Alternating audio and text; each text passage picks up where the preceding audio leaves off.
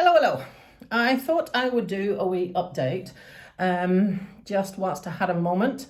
This is 48 hours to go before I leave New Zealand to go back to the UK for the first time in 9 years.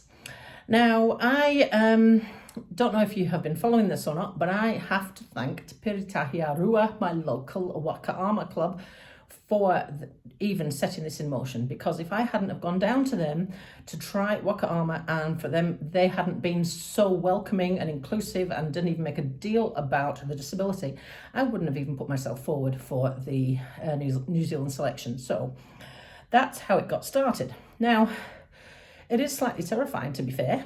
I am representing a brand new country and in a brand new sport, and I've only been at it for less than 6 months, only 2.5, when I first got selected. So although a lot of you who have followed me were thinking, oh yes, she's done this before, blah, blah, blah, yeah, not like this. So it's the first time that I'll have represented New Zealand. It's the first time that I'll have been on the international stage as a para-athlete, and it's the first time I will have done Wakaama at an international level. Now, just also bear in mind, I have not done any sprint Wakaama regattas at all. This World Championship will be my first. In fact, I've only done one Wakaama regatta at all, and that was one at Queen's Birthday locally, and it was long distance. So this is all a totally new ball game. Now, although I know roughly what I'm getting myself into, at international level, this is all still completely new for me. I have travelled with a country's team before, but I have not travelled as an elite athlete before. So that brings with it a whole different set of expectations that I'm not sure people who've done age group and things like that are even aware of. So we have been given instructions as to what we have to wear when we show up at the airport, and what we have to wear when we are passing through Dubai, and what we have to wear when we get to the other end. We are travelling as a team, and we have to be seen to the media and whatnot as a team. We are expected to do cultural training every day and have team meetings every day and do a stretch fitness routine every day. And all of those things are as a team. Now, this is a whole different level of expectation to age group. As an age group athlete, I was representing the country, but I was doing it from an amateur level, and it really did feel like that. So yes, you're representing the country, you've got to, put the face on and all that sort of thing in the right places, but other than that, you were able to be you.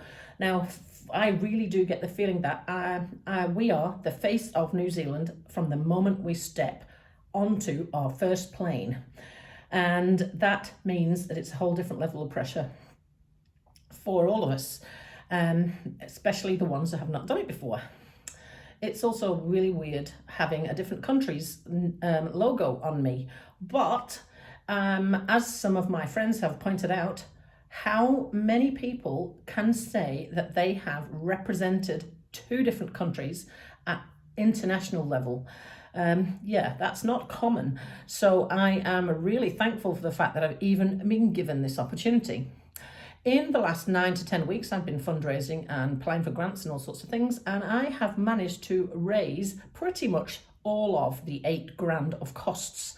So that means that from the moment I step on the plane, everything, all the spending money and things is all I'm having to pay for. Now, that has taken a lot of hard work and a lot of learning on my part, because I've never been in this position, certainly not in New Zealand. So I want to thank all of the people who have donated on Give a Little, all of the people who have donated outside of that, and all of the people that have given me grants, the Invercargill Licensing Trust and the Community Trust, and the Working Men's Club, and my club, Te Piritahi Arua, who also gave me some money towards the fees and all of that. So thank you to all of those people. Now, I have been trying to normalise this as much as I can by doing some of the things I used to do when I was racing for Great Britain. So as you will have seen, I have done my nails, but this time we've turned them around. So I've got Union Jacks on my thumbs, and I've got the Wakaama Silver Fern on my fingers. The last time I represented Great Britain in triathlon was here in New Zealand in 2012, and I had ferns on my thumbs and Union Jacks on my fingers.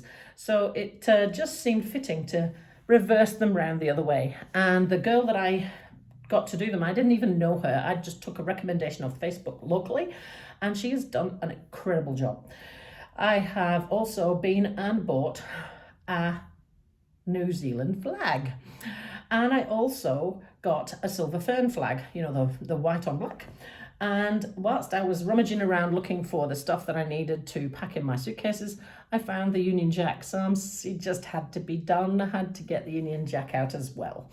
I do have some vinyl transfers that I was going to stick on my luggage, but maybe I might have some wheelchair luggage if it arrives in time, which means the vinyl stickers won't necessarily work on it because it's not plastic, it is fabric.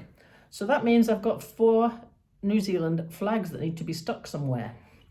So I might have to put those on the back of my wheelchair. We'll see how I feel. And then finally, we have got the leg. Now, I know that you've seen this before, but I'm going to show you again.